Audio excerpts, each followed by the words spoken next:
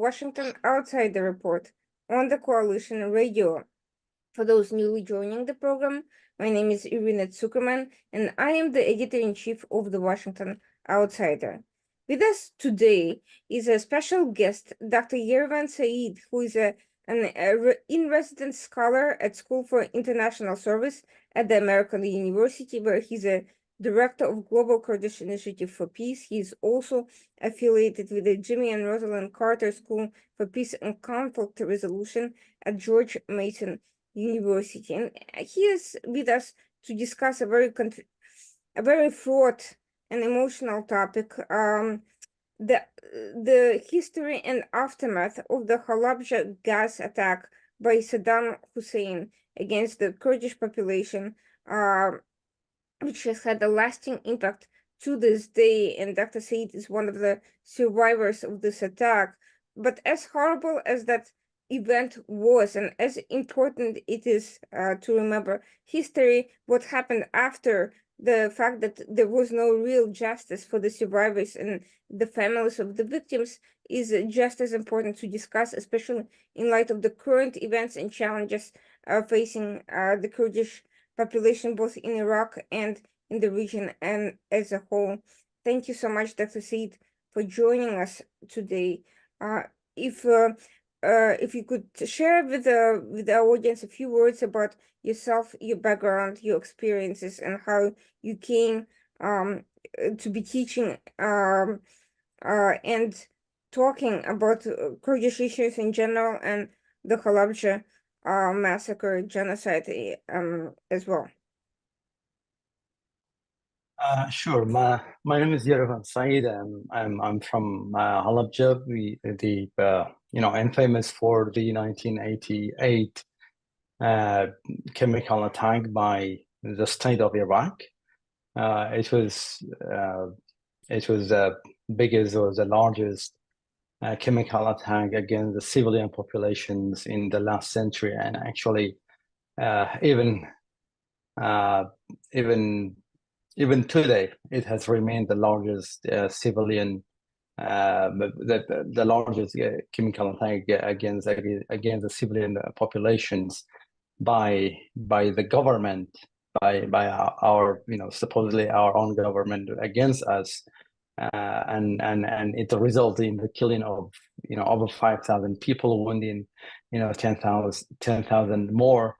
And up to the moment we're speaking, it's over 36 years over the chemical attack on Halabja, but still hundreds, if not thousands, of people are directly suffering from the aftermath of the attack, in the term of suffering from lung disease, asthma, and other health problems, but also tens of thousands of other people are suffering psychologically because they lost their family members, their relatives, their friends, their neighbors. So that has left lasting impact on the collective psyche of not just people in Halabja, but also the Kurdish people, and also those people who are aware of the Kurdish history in the Middle East.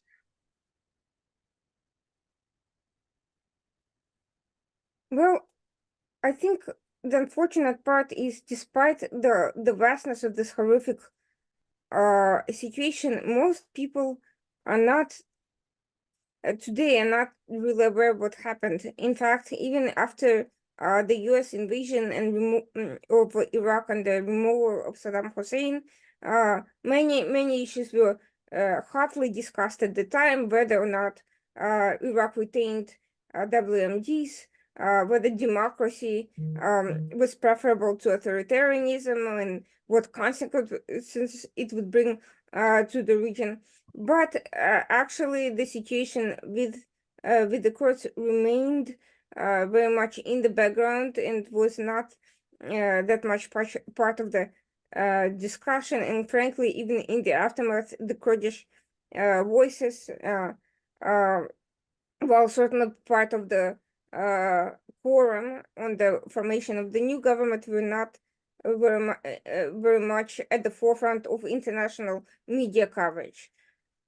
And I think one of the problems is that as this important situation faded from memory, the personal accounts, the personal experiences of individuals affected by this horrific atrocity have likewise um, escaped grasp of the public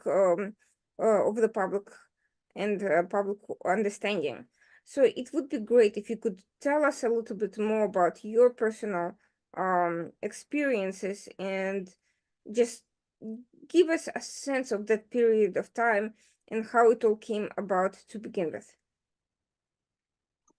Sure, but unfortunately, because Halabja is just, on the border with Iran, it has always been a place where really riddled with conflict, whether it was because of the it was a hotbed for the Kurdish insurgency because it's surrounded with mountain. It was just, very easy for for Kurds to rebel against, successive Iranian governments because that has been always the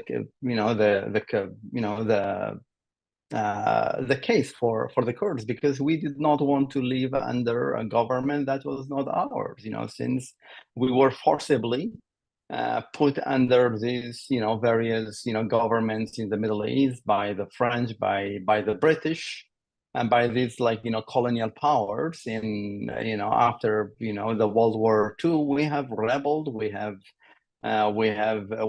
revolted against all these governments, whether it was in Iraq, in Syria, in Iran, and also in Turkey. And Halabja, because of its geography and also topography, very mountainous, and also people were very aware of who they were, and also people were very nationalistic.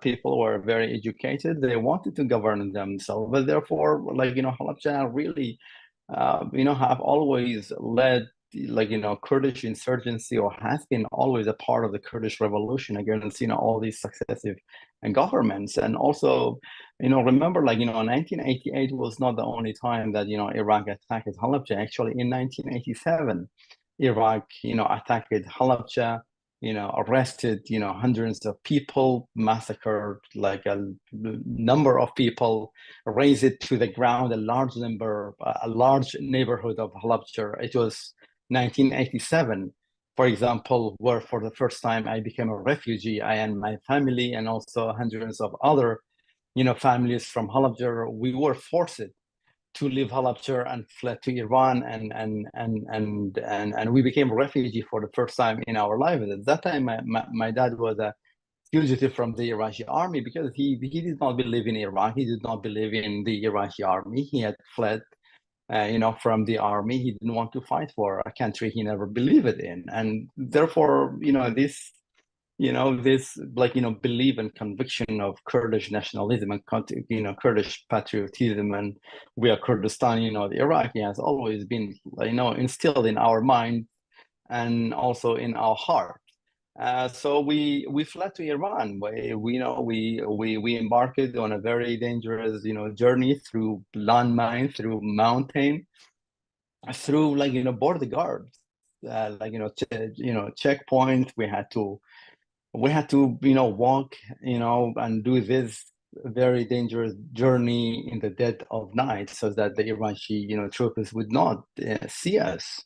Then we made it to the other side of the border where we were received by the Iranians. And what is interesting, what is very tragic about the reality of the Kurds in the Middle East, while we Kurds from Iraq were trying to escape and flee to Iran, there were other Kurds from Iran who were trying to flee from Iran coming to Iraq. So you can see all these irony and also paradoxes in the lives of the Kurds where we're so confused in our own land and also our own ancestral land because of what happened to us, because of what really the British and these great powers did to us, geopolitical interests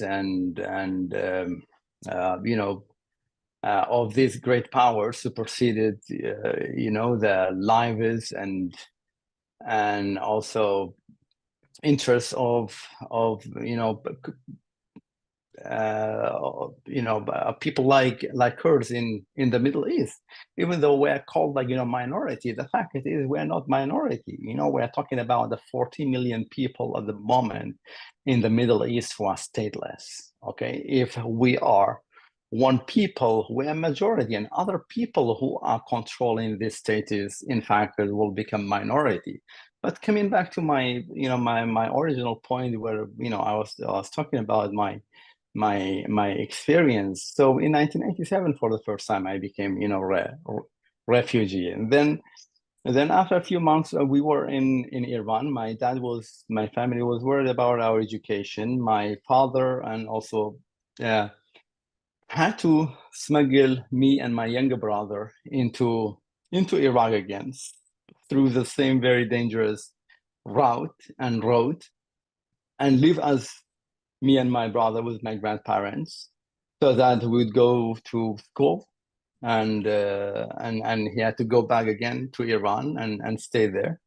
So at that time I remember I was in the second I was a second grader, and my brother was the first grader. It was a very hard time for us, because being away from your family was really not easy.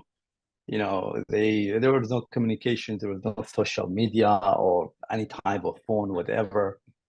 You had no any means to communicate with them at all. So, but finally, my family decided to come back to Iraq in February of 1988. After they pay a ransom to the Iraqi government, they paid about $3,000 in 1988, so that they would not be prosecuted and they would not be arrested. But unfortunately, just 3 weeks after they came back to Iraq from Iran, we had to flee again to Iran because of the attack, the chemical attack of 1988. But we were kind of lucky, because my father really understood the brutality of the Iraqi regime, and he he thought that the Iraqi military is going to retaliate against the population when the Iranian invaded into the city of Halabja and occupied it on the 14th and 15th of March. We left the town on the evening of March 15th. We went to our village after 45-minute walk, and then we stayed there for a few hours there. Then at the dead of night, we were awakened up, me and my brother, and so along with the other family, and then we started another leg of our journey to the caves around Halabja. After I think 2 hours, if I'm not mistaken, we arrived in the caves in the dawn on March 16, 1988. And then we heard, the sounds of the Iraqi military, jets. They were coming, they were bombing, Halabja, and also the mountains, all these areas. Probably it was 10 in the morning. We heard all these sounds of bombs. First they used napalm bombs because they wanted people would go to the basements. The reason for that, because the chemical gas, the gas they use is heavier than air, and also it just sinks, and they wanted people to go to the basement, and these basements were of course underground. They were under the houses. So many people unfortunately went and sheltered in these basements to avoid being killed by the napalm bombs. And after they lured the Iraqi government or the Iraqi state military, lured people into this basement. Then they started dropping the chemical bombs into Halabja, and also in the other areas as well. That's where many people died in the basement. It became the chamber of death for thousands of people. And then the Iraqi state was so like, brutal, like, consider, like, these, like, this state followed people. And like, the main roads, like, leading outside to Halabja, like, many people try to escape from the town naturally. And they followed people, hunted people, and dropped chemical bombs on the main roads. That's where, again, many people died. They even detected that, people were hiding in the cave in the mountains. That's where they dropped the chemical bombs on the, for example, the mountains and the caves that we were, taking, seeking shelter. And we saw them, like, the smog and everything. We thought that it was the fighter, like, jet that crashed it. But then real, we felt some, our eyes, felt somehow, like, like teary, but we used, like, towels. And also we were in a higher elevation. Probably were lucky that we avoided the worst affected by the chemical, gas. And also in 1991, when we returned to Halabja, we realized that one of the chemical gas had not exploded exactly on the cave that we had, sought shelter. And then probably in the afternoon of March 16, 1988, then realized that, all these, people had died. It felt like, as it was the end of the world, or, apocalypse, was, we were, like, experiencing that when we saw many people were coming towards us, toward the mountains. People had lost their sight.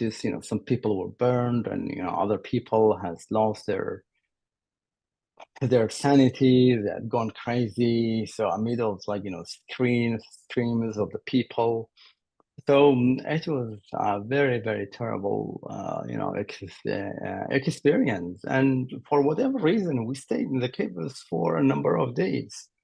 And actually, I checked it with my dad, how long we stayed in the caves, because at that time I was only 8 years old, and he told me that we stayed until, like, 24th of March, until the Iranian troops came and discovered us. And they said, what the hell you are doing here? Because everyone had left the city, either dead or alive. And we started the second, probably the third leg of our journey again, through mud and mountain, and also, hoping that we would not be detected by, the Iraqi military, fighter jets, because they were coming and, circling around the sky of Halabja.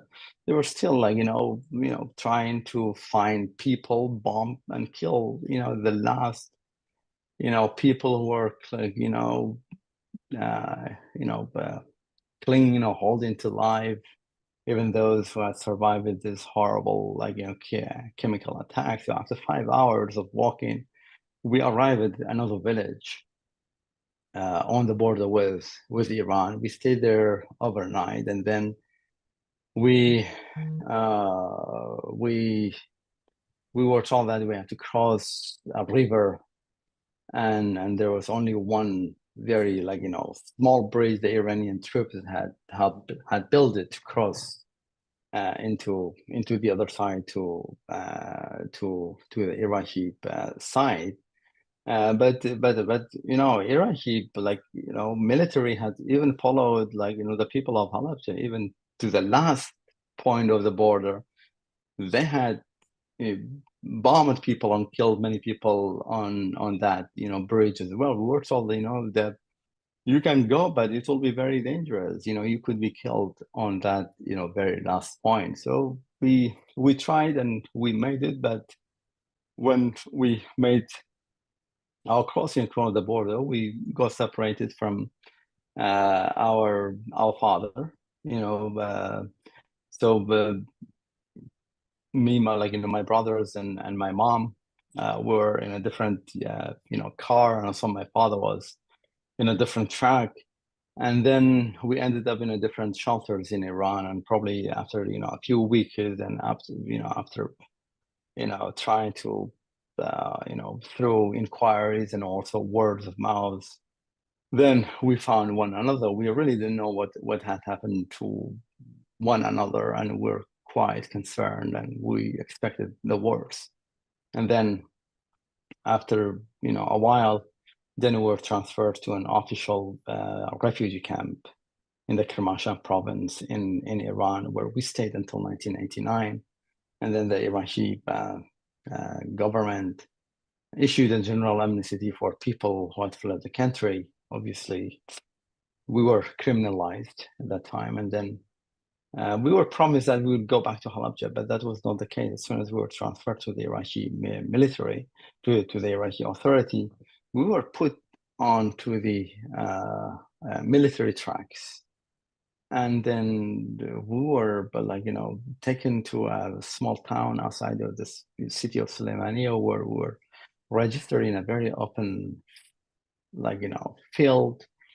And then we were again, we're put into these military tracks, and then we're taken to another open, field, but really there was nothing. There was no water. There was no sanitation. There was no food. There was nothing. For us, we were just surrounded by Iraqi military troops who did not speak our language. They didn't allow us to do anything. They were just there to confine and make sure that we're not getting out of this horrible place. But after a few days, my aunt's husband was able to find us, locate us, and also smuggle out of that horrible place. But we were even not able to rent a house because we were from Halabja. The Iraqi government had issued a directive that you cannot rent a house to people from Halabja.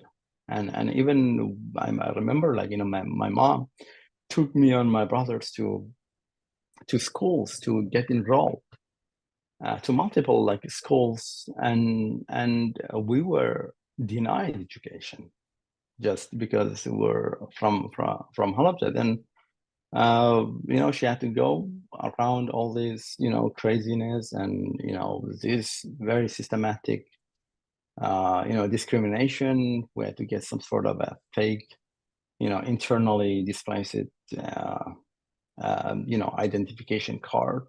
Obviously we had to alter our origins and where we came from so that we get enrolled into school. So it was a very really heart wrenching experience for all of us because it was not just easy. I'm talking about 1989. I was only 9 years old. To see all kids go to school daily in front of your eyes, and you're not being able to go to school was not an easy thing.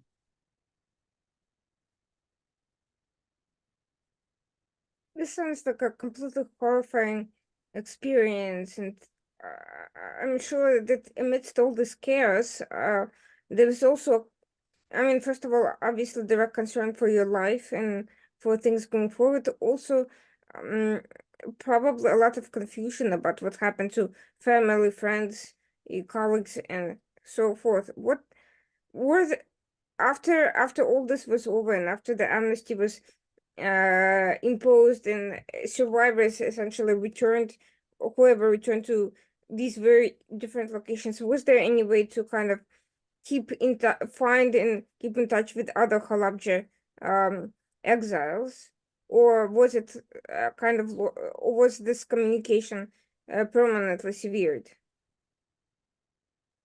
When we were in the refugee camp, all the people were from Halabja, but when we came back, it was when we came back to Iraq, we were scattered across a big city, and we're close to our family, and we were so we were in contact with our immediate extended family to some extent. But most of the people from Halabja were taken, and they were not allowed to live in a city. They were taken to some sort of a concentration camp. They were restricted. their movement and everything was restricted. There was like, they were under watch and protection, not in a good sense, but protection in the sense to restrict them and confine them and just one specific way to make sure that these people will not get out. So there were like some sort of on a maximum like security zone in Erbil province. It was called Bahraka. They were there until 1991 after the Kurdish uprising. Then they returned to Halabja. So that was the situation. Like even people were not allowed to return to Halabja, and even were not allowed to return to Halabja. And after 1991, when the Kurds rose up against the Iraqi government or the Iraqi state, when Saddam Hussein invaded Kuwait and the coalition forces ejected Saddam, Iraq became weak. As a result of that, Kurds took the opportunity and then we were able to free ourselves. We went back to Halabja and Halabja was in a complete devastation. I'm talking about like a town we left it. It was all alive and beautiful and all trees and houses and full of life. And when we went back, the Iraqi military had used the TNT to explode every house, every school, every hospital, every institution. Everything was completely destroyed. Like, I remember like everything was rubble. It was more than what you see in the documentary, like, films that shows, for example, Germany or like, France and, in the World War II, like, how it's like, completely devastated. It's really more than that because this was a systematic destruction of a town where the Iraqi military had all time, all explosives that they wanted, and also all the planning and expertise. They use it and destroyed the whole town. So when we went back there and even there was no street, there was really nothing. Everything was complete rubble. And it was a very hard time, very difficult, very daunting. And that's where we, start rebuilding our lives. And, school and everything were just, sitting on the ground, when there was rain and we were under all these broken roofs and walls. When we were studying, there was no textbook. There were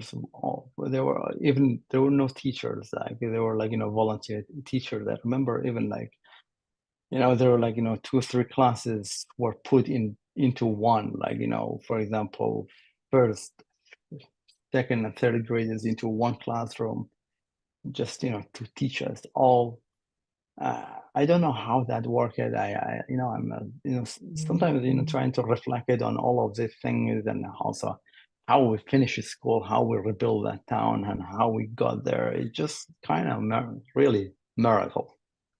Speaking of resilience and hope, and that's why during the 36th anniversary of Halabja, I really dedicated some part of my speech to about speaking about resilience and also hope of the Kurdish people and especially the city of Halabja because when you really reflect it back on where we came and on where we are now, it's just a miracle. It's kind of appalling when you come back and everything is in ruins. Where do people even stay? Did they commute to some nearby village and then came back from there to rebuild things? Were they in tent cities outside? Where did you actually stay during this reconstruction process?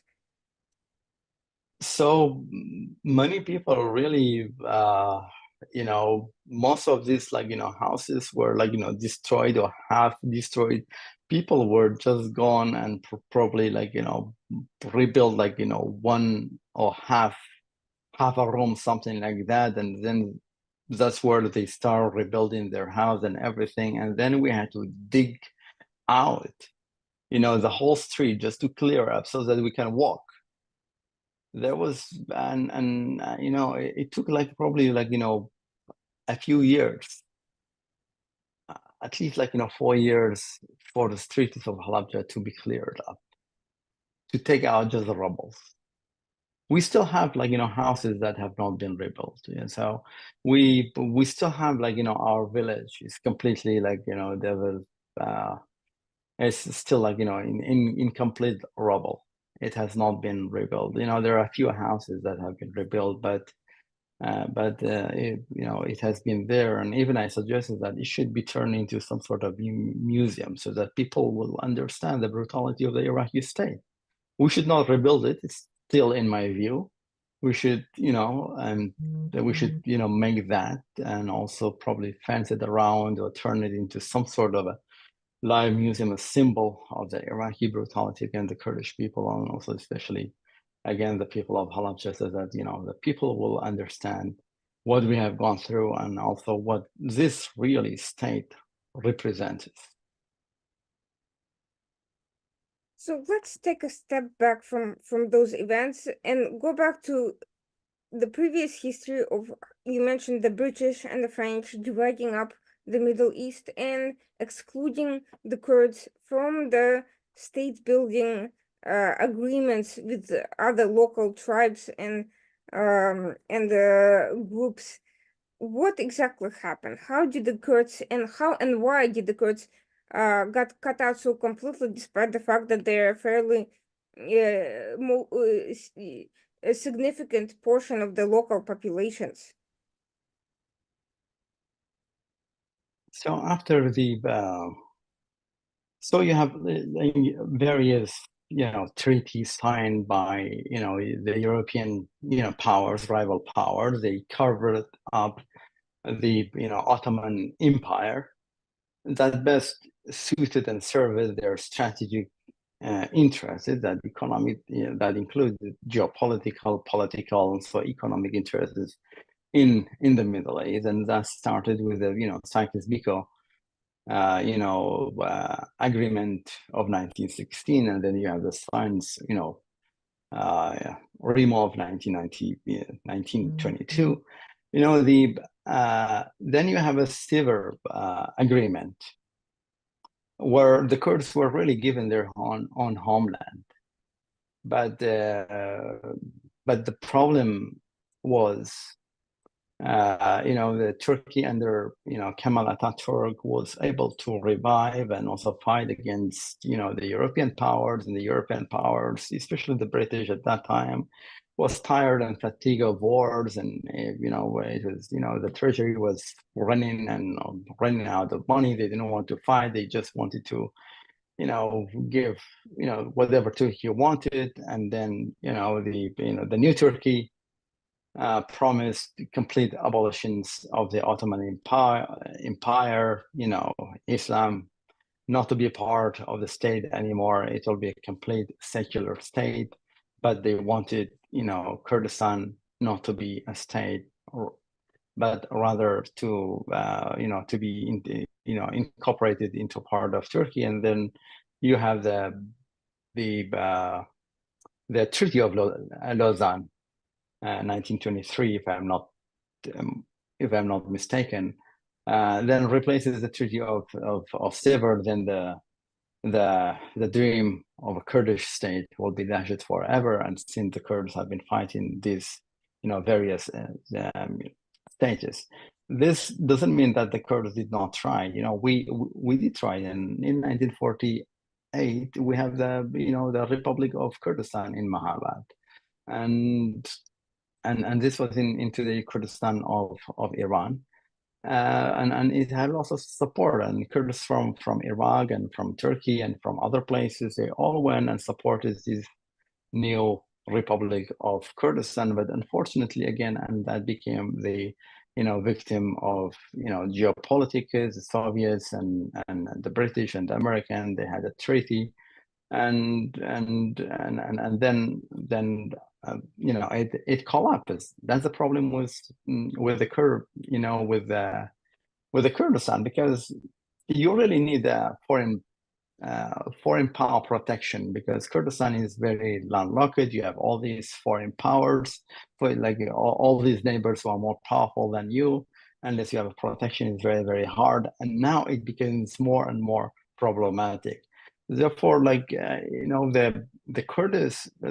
Kurdish experience is becoming. Many people see it as some sort Kurds. Okay, they always talk about victimhood, but this is really not about victimhood. We are product of structural victimization on state level, on regional level, also international level. On international level, you have all these treaties against us, against our will. We were never consulted. They never come to us and tell us, okay, this is what's going to happen to you. Do you agree? They never consulted or consult us at all. So you have that, and then on the regional level, you have all these powerful states, and they're being constantly supported by the international system, and you can't do much about it. And then on the state level, you have, sovereignty, bestowed by the United Nations, and all these all these, the current, international system is so biased against, for example, secessionist movements, or those people who are trying to have a new state. It's almost impossible for the Kurds to try to break up, today's system that has been entangled with, really, because that's a chain that has been put in our hands. Whatever we do, we cannot do anything about it. And I think it was last year on the anniversary of Lausanne, I wrote, okay, we tried to have a state, we were not allowed, and that was in 2017. The whole world really stood up against us. Our American friends, they stood up against us. They said, okay, it's not the time for you to have a state. Iran, stood up against us. Turkey, Iraq, everyone. The irony is even Iran and the United States, even though they are rivals and arch enemies in the Middle East and also on the global affairs, but when it comes to the Kurds, they are so united, it's almost unbelievable.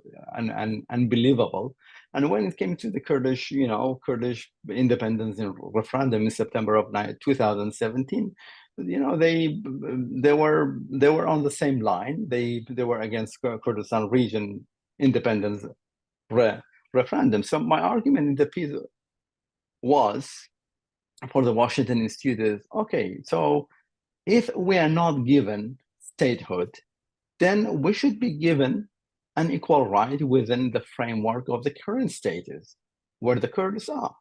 Okay, we should not go through what we have gone through in the last century. We do not deserve to go through all these genocides. Okay, so for many people in the last century, they have gone only through one genocide. For the Kurds, as for example, just in Iraqi Kurdistan, we have gone through multiple genocides. So we're talking about Kurds in Iraq, for example, almost a decade of genocide, like systematic genocide by the Iraqi state since 1980 until September of 1988. So you're not just, this is not just confined to one time or one place. You're talking about this relentless, genocide campaign by the Iraqi state. That just, in Iraq, for example, in Turkey, it was the same thing. In other places, like the Kurds, for example, in Syria, they were not citizens, and they had no any identity. They had nothing in Syria, for example. So, if we are not given the state, if we cannot have our own country, then we should be able to have equal citizenship, just like others. And because it does not make any sense. Like, the Kurds was 40 million people in the Middle East, bigger than most of the other ethnic groups that currently have their own status. Why we should not have at least the opportunity to be equal with the other people? What exactly was it about Saddam Hussein's Iraq that caused this specific focus, an unrelenting focus on the Kurds? And what was it that was it just an issue of dividing and conquering for the sake of Saddam Hussein staying in power, or were there other reasons for this relentless persecution? And by the way, all of this coincided with the Iraq-Iran war, which went on for 8 years. How did that, if at all, impact this whole situation? It did impact it, but the problem is that, the Iraqi oppression against the Kurds was not just during the Saddam Hussein, but also it started, from 1922 when Iraq started. And also at that time, even the British, started helping the newly established the Iraqi state. The British, the Royal Air Force even was used against, suppressing the Kurdish revolution and insurgencies when we were asking for our rights in various, parts of Kurdistan.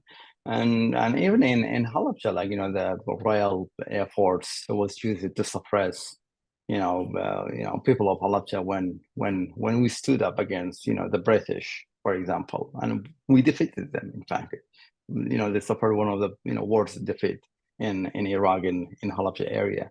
But so in 1920s it was like that, in 1930s it was like that, in 1940s, in 1950s, 60s, 70s, 80s.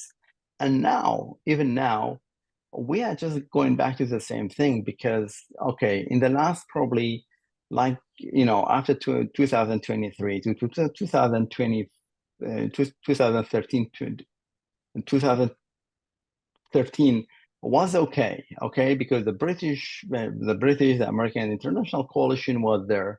As long as there's like a foreign guarantor where the Kurds are protected, it is fine, it's working. But as long as that foreign guarantor is gone, then things will go back and relapse into the former state, and that's very, very dangerous. And now what you have in Iraq is really going back to the same and relapsing into the same old state. And by that, I mean, all the hard-won, political, constitutional, legal, achievements we have gotten in the past. Now they're just, reversing. The Iraqi government is just trying to clamp down on the Kurdish achievement. They're, cutting down whatever they can. They are weaponizing the court to undermine the Kurdistan region's federalism and autonomy. They're cutting, the budget. They have, stopped the Kurdistan region from exporting oil. They are using divide and rule. They have caused a lot of factionalism and division within the Kurdistan region.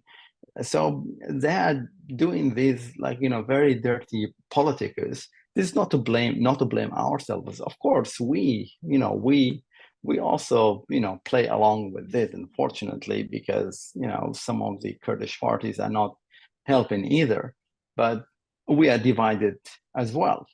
But they're not helping. Instead of Iraq to learn from the past mistakes, instead of trying to resolve the Kurdish issues, instead of trying to implement the constitution that everyone agreed in 2005, they're trying to undermine the constitution. They're trying to use the power because the Iraq is stronger, the Kurds are more divided. They're just trying to do the past thing. And also this is just a recipe for more instability, for conflict, for more trouble in the future. All of this is horrific. It's terrible. What is amazing is that in 1998, when the original thing happened, and that is after you said a whole series of other massacres and human rights violations, where was the international community? I mean, I understand there were some genocide resolutions and so forth, but what was the actual impact and what was the international response? In 1988, unfortunately, there was not much response at that time. Um, at that time, especially if we're talking about, the US and the Reagan administration, there were lots of hawkers. They were very anti-Iranians, and every policy was driven by anti-Iranians. So the enemy of enemies is my friend. This is not to say like, America was in love with Saddam, but they didn't like Iran either. So they felt like Saddam was a lesser of the two evil. They wanted to support Saddam to stop the Iranian revolution spread into the rest of the Arab world, and so they thought he could provide some sort of a protection in this regard. So yeah, unfortunately, the Kurds, as usual, became the pawn in this geopolitical game, and the result of that, Halabja and all these chemical attacks, because Halabja just was the biggest incident, of course, but Iraq used chemical attacks across the Kurdistan region. At least 60 other incidents have been documented in across Kurdistan region, and 49 of them after the Iraq-Iran war stopped. So after the truce between Iraq and Iran war, and Iraq just systematically used chemical attack to exterminate the Kurdish population in Kurdistan region. So, but we had some really good friends, especially like people like Peter Galbraith, today's Maryland, Senator Chris Van Hollen. They risked everything. They came to Turkey. They documented. At that time, they were working on the Senate Foreign Relations Committee, and they became the foundation for the 1988 preventions of genocide. They wanted to sanction Saddam Hussein.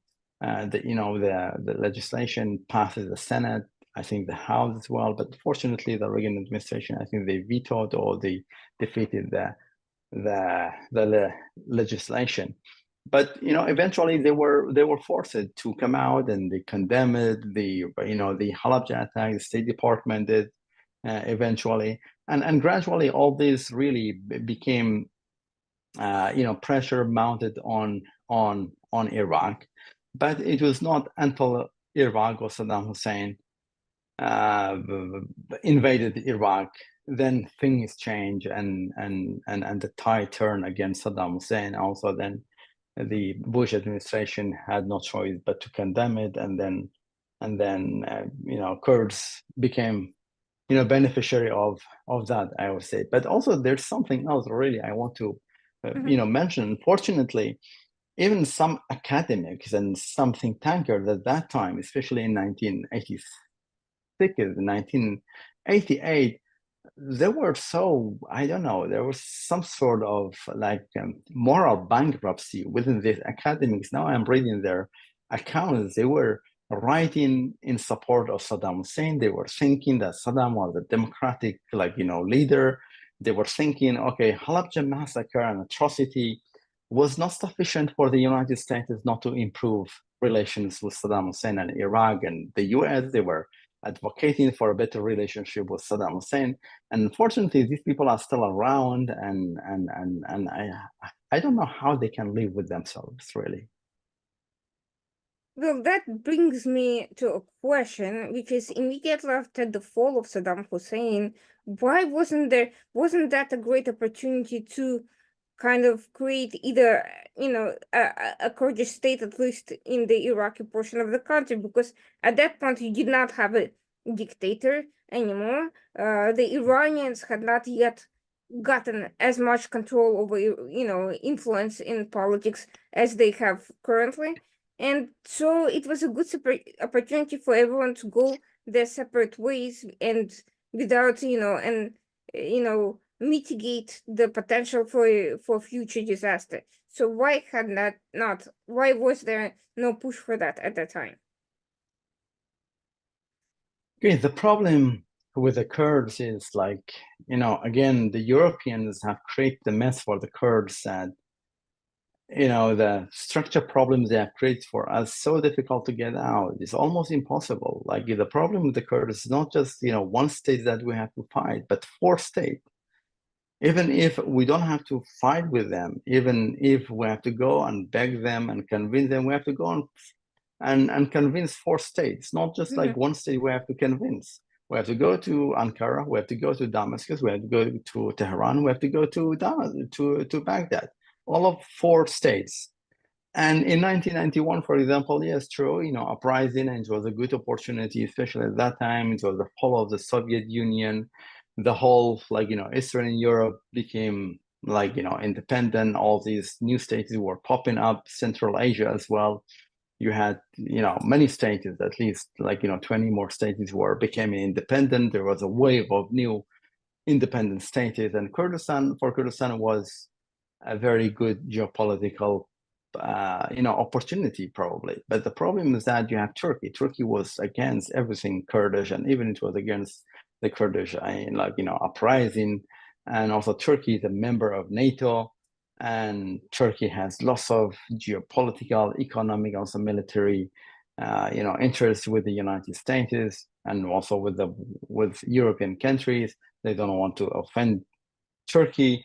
So lots of factors really play in the Kurdish factor when it comes to independent.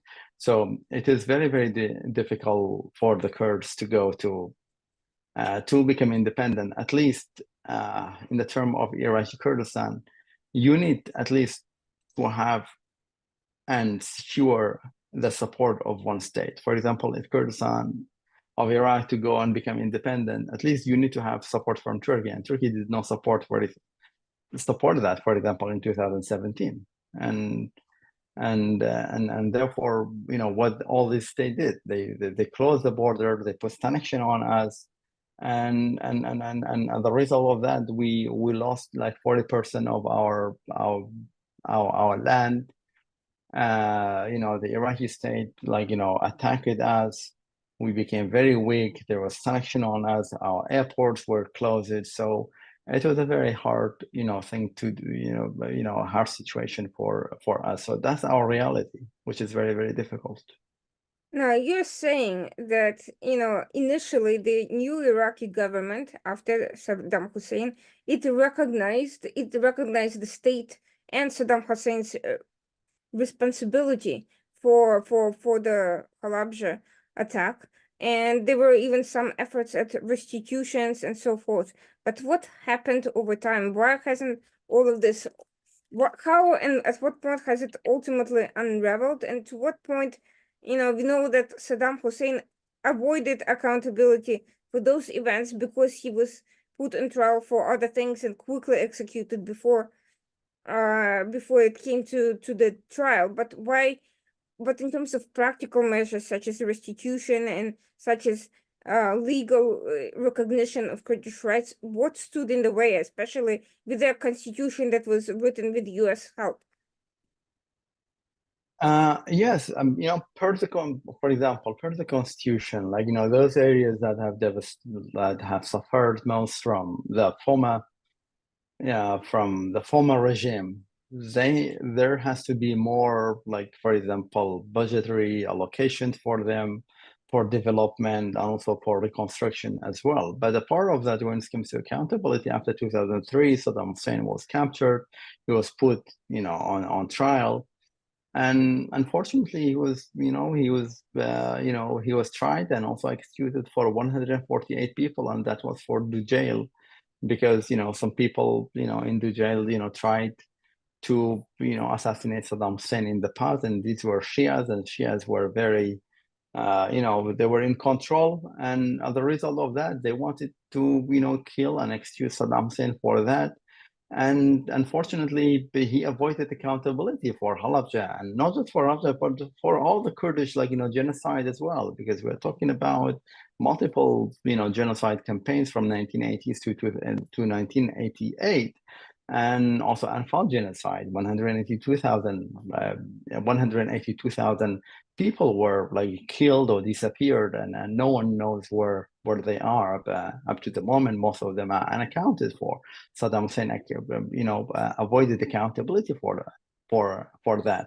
So the Shias who were in power in the country, they took out, they executed him just for that 148 people. He was not put in trial for the rest of his crime, especially the Kurdish genocide, the Halabja genocide as well, which is a really not an unfortunate and also a stain on the justice just for Iraq, but for the Kurds, but also in my view, for the global justice in general, because Saddam Hussein should have been tried for all his crimes, including the genocide, because that would have served the global justice in general. That would have served as a reminder for all these dictators and all of these people who are thinking of doing such a horrible thing, that there will be accountability, because there was no accountability really for Saddam Hussein.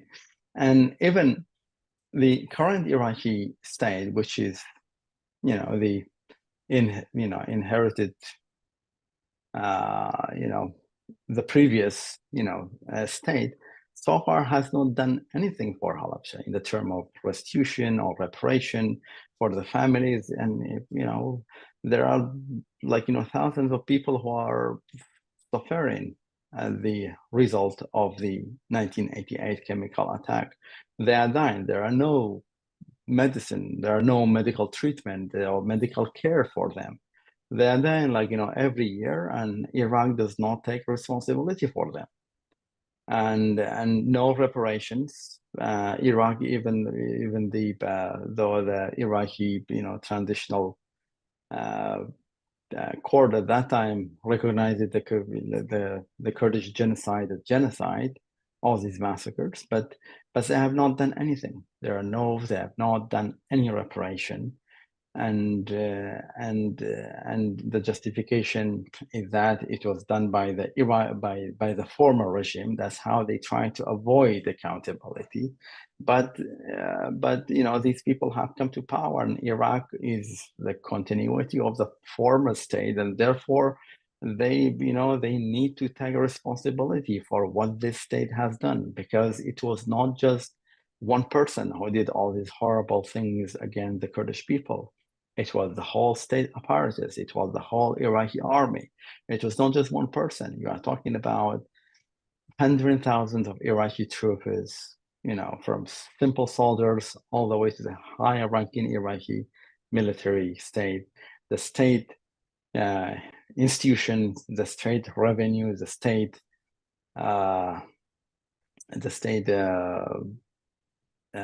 agencies were used systematically to kill the Kurds. Therefore, Iraq as a sovereign state, it was a sovereign state. Therefore, it has to be held accountable.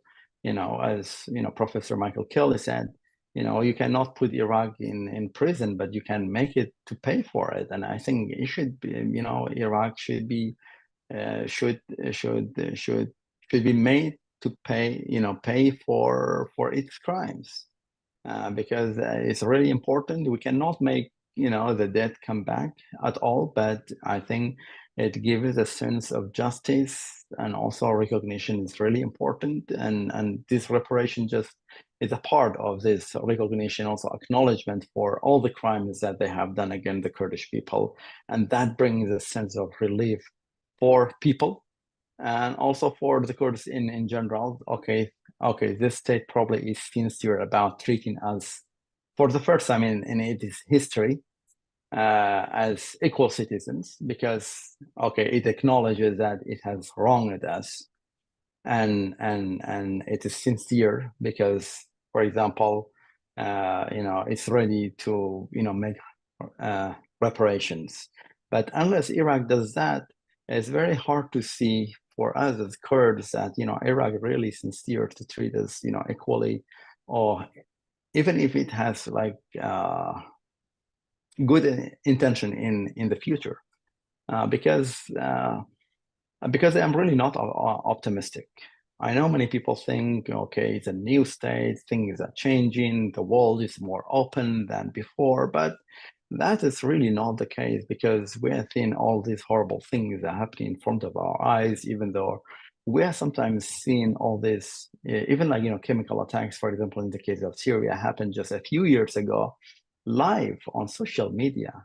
We are seeing like, people and babies get killed live on social media, live on, TV, and still people seem to be so indifferent for all these horrible things. So I don't think we, like, Iran as a state has changed it.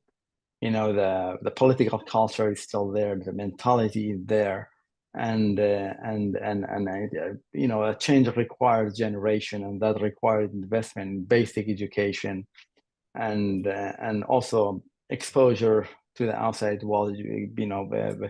A change of the curriculum at the bottom, not from the top, and all of these things have not happened in Iraq, and therefore the society will reproduce the same uh, the same uh, the same politicians, the same political culture, because the structure is there, and also when these people are in power, they're just going to respond for the structure, for the system. They have no any choice. So therefore I'm really not optimistic, and the only probably hope I would have is for the international community or international forces to leave a small even footprint in Iraq, just to serve as a check on everyone, so that horrible things will not happen again in the country. Has there been any effort to enforce restitutional claims through international legal institutions? At the moment, there are, like, especially I think the families of the victims in Halabja, they have been launching lawsuits against companies that have provided these lethal weapons to Iraq in the past. Especially I think again German, also some Dutch companies that provided, for example, gas and master gas and nerve gases to the Iraqi government. I think this is a process they are making progress, but also it's important for Kurds to take this to the ICG. But unfortunately, you need to be a state to take such cases to ICG. Kurds are not the state, therefore they cannot take this, their genocide case to the ICG. They need a state on their behalf to take it to the ICG. And so far, no one has, showed their, to volunteer this on their behalf. For example, in the case of the Palestinians, South Africa, for example, they volunteered to do that. We need a friend. So far, no one has shown this willingness for us, for example, to take Iraq to the ICG, because Iraq has signed to be part of this, like the convention on genocide, and so are part of the ICG as well. So therefore, Iraq can really be taken to the ICG and made, pay reparation to the families of the ICG, and that requires lobbying and also, a very grand strategy and the vision by the Kurdish government. Unfortunately, we are too distracted to focus on that at the moment. Now, that brings us to another issue, which is a security issue. As we know, parts of the Ba'ath Party essentially end up joining up with what is now known as ISIS, and US and the Kurdish Peshmerga, and also portions of the Iraqi military, had over the years reduced their influence, although they did not completely eliminate them. In the last couple of years, we've seen some level of resurgence, and now there are talks about U.S. withdrawal of troops from the country. What do you think? What impact is that going to have on ISIS and on the Kurdish security as a result of that? So, if history is any instructive, really, then, in 2011, we saw the drawdown of the US troops. We saw, ascendancy of the Shia powers. They went after, the Sunni politicians and the Sunni population in the west of the country. And that led and triggered the Sunni population to join the extremist groups like Al-Qaeda, and the result of that led us to the rise of, ISIS, for example. And also in the term of the, Kurdish security, and if the Americans, the troops would withdraw, then you have, the Shia power supported by Iran and potentially others, and check it. And they are, at the moment, they are working, and so they have worked to undermine the Kurdish autonomy and also federalism in the country. They have used it, the revenue, as a weapon against the Kurdistan region. They are not paying the Kurdish, for example, the Kurdish government. They have stopped it through the court, the Kurdistan region, to export oil. And also they have used the court to penalize the Kurdistan region in every form possible. And this is very dangerous. That's why I say, when, as long as the US troops are there, or there's some sort of international military presence in Iraq, there's some sort of, guarantee for the future that these horrible things are not going to happen. But if there is no, then this is really a recipe for disaster, and such horrible things could happen again and again, not just to the Kurds, but also to the Sunnis as well, because you are going to have a Shia autocracy at the moment. And they are over 65% of the population. Now they control the court, they control the executive powers, and also they control the legislative power, because they managed to dismiss the Speaker of the Parliament, who was a Sunni, and now you have the deputy, who is a Shia, who is controlling the parliament as well. So they control everything. They control the military, they control the foreign relations, they control the whole state.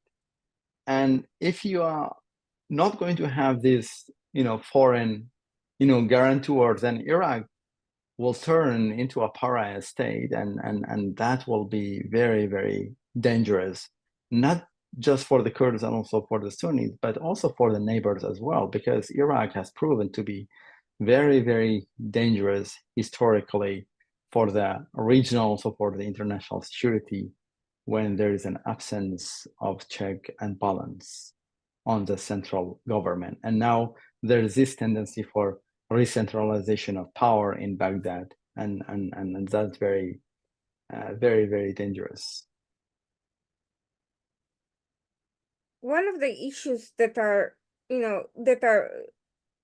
really not being covered all that much is what you mentioned, the dispute over the oil, over the ability for the Kurds to export their oil. And I understand that there's been numerous efforts to get the United States to mediate or to resolve this issue, but that has not happened. And has there been any explanation for why the US has not pushed to resolve that? So this is the US has been trying to resolve it, but they don't want to push too much. First, and secondly, the US influence is really limited, because, as I mentioned, the government is controlled by forces that are hostile to the United States, to the US interests. they are more aligned with, with one of the neighbors. They are more interested to have, ties and economic and energy ties with Russia and with China, not with the United States. And therefore they are just, rejecting any American mediation in this regard. That's why you have, the Chinese companies, dominating, the Iraqi, investment, the Iraqi market, for example. You have very little American, investment presence in Iraq at the moment. Even the American, energy companies have withdrawn from the rest of Iraq. You have the largest, presence of the American energy presence just in Kurdistan region, in fact. And now they have been under lots of pressure because of the Iraqi government pressures, because of the Iraqi Supreme Court decisions that have stopped Kurdistan region from exporting oil. But what Iraq wants is a complete disarmament of the Kurdistan region from its financial ability and capability. They don't want Kurdistan to be independent of Baghdad. They want for everything Kurdistan to depend on Baghdad, even though Kurdistan has agreed to give up on oil exportation and allow SOMO, which is a state marketing company, to to sell oil to the international bidders, to sell oil to the international market. But Iraq wants those companies, of foreign companies who have invested in Kurdistan, to have their contract to be renegotiated, because at the moment, each barrel of oil that's produced in Kurdistan region is cost about $21, and in the rest of Iraq is about $8. And Iraq wanted that cost to be brought down to that of Iraq. But the problem is that the topography in Kurdistan is completely different. And also what you have in Kurdistan in the term of the format of type of the contracts are completely different from the rest of Iraq. And in Kurdistan, you have a production sharing company, contracts, and the rest of Iraq, you have a service contracts, where, for example, if you are an oil company working in oil fields in south of the country, for each barrel of oil you are, for example, producing, you are going to get only a fee or a service fee for the oil that you are pumping out. In the Kurdistan region is different. So you are more like a partner. So you are getting share of the oil that you are producing. Also, you are selling as well. But the problem is that in Kurdistan, the cost of operation is much higher because of topography, because the Kurdistan oil is not sweet, like, for example, Baghdad, the drilling and I said the geology and everything really factors in how Kurdistan regions, oil costs are higher than the rest of Iraq. And plus, because of the political risk and also all the legal risk, is that, these energy companies in the past that they factored in, they just negotiated probably a higher, for example, price with the Kurdistan region, because they wanted to protect it themselves. But that's why you have again a higher cost compared to the rest of Iraq. But Iraq says, we want everything to be renegotiated. We want to see all these, contracts. And that has been a non-starter, for the Kurdistan region, also for the oil company. The oil companies say, we want, these contracts cannot be renegotiated. They need to respect it as they are. And the question, and that has been, standing for quite a long time, and it has been over a year that the Kurdistan region has stopped or has been made stop to export oil for the international oil market. It has taken a financial fall not just on the Kurdistan region, but also on the whole Kurdish population, also the economy as well, because the KRG, the Kurdistan Regional Government, has not been able to pay, it's still serving salaries, and also people have been demonstrating, people are not doing well. There are lots of political, social, and also economic problem as well. And obviously, Baghdad does not care. And they want that to continue. And also, they want to tell people and force, force the KRG to make more concessions to Baghdad, because they want to use the social pressure in Kurdistan. Again, the Kurdistan Regional Government says that KRG would make more concession to Baghdad, and that's another way they are trying to undermine, also divide and rule, the Kurdistan region, unfortunately. So what we are seeing, ironically, is that both strains of U.S. foreign policy establishment are acting against their own self-proclaimed interests. The security hawks in the region would do no better than supporting a moderate Kurdish government versus all these extremist forces, state and non-state actors hostile to U.S. Interests. The pro-democracy and pro-human rights crowd would do no better than enforce their own principles in Iraq and ensure that everyone has equal rights and compensation for past grievances. But both sides of it, ironically and very short-sightedly, are ultimately empowering and supporting authoritarian, anti-democratic, and violently oppressive voices that are also a threat directly to the US, and not just to the US troops in Iraq, but to the larger Middle Eastern and global interests. So I'm not entirely sure how it came to be that seemingly differently motivated groups of foreign policy establishment are both failing with equal measure on this issue, and they don't see just how much of a completely wrong-headed and counterintuitive policy it is, but it's obviously tremendously detrimental, and understanding these failures also puts in perspective that these historic events of Saddam Hussein's chemical attacks cannot be separated from today's reality, current events, and policy by the supposedly new, supposedly different Iraqi government that was brought to power by the United States and its allies. This is all quite ironic that from opposing Saddam Hussein's oppression, we ended up being for completely unfathomable and short-sighted reasons, we came to enable a different form of oppression by with a large dose of influence from our own adversaries in the region. I'm just shocked how this big picture is not really meeting with more public outrage. Absolutely, I couldn't agree more. Like, this just reminds me of Einstein's definition of insanity, doing something over and over and hoping for different results. And we have been investing in Baghdad and hoping that Iraq would be, Baghdad to be, more stable and stronger, and hoping that, we are going to have a more pro-American government in Baghdad. We are hoping, okay, this prime minister will be more pro-American.